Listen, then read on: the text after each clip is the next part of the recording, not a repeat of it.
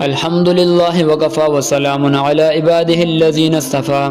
حدیث نبوی، قال رسول اللہ صلی اللہ علیہ وسلم المؤمن من امنہ الناس علی دمائہم واموالہم۔ مومن وہ ہے جس سے دوسرے لوگ اپنی جانوں اور اپنے مالوں کے بارے میں مطمئن رہیں۔ یہ ماقبل کے حدیث کا جز ہے۔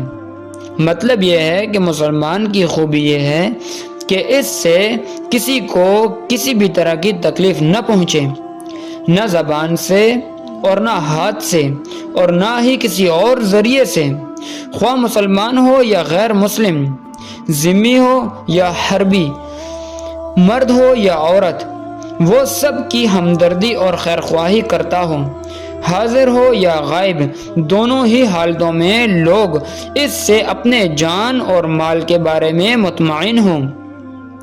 اگر مسلمان اسی ایک حدیث پر عمل کر لیں تو آج بھی دنیا آزار نباشد ہو جائے اور تمام امن و چین کی زندگی بسر کرنے لگیں۔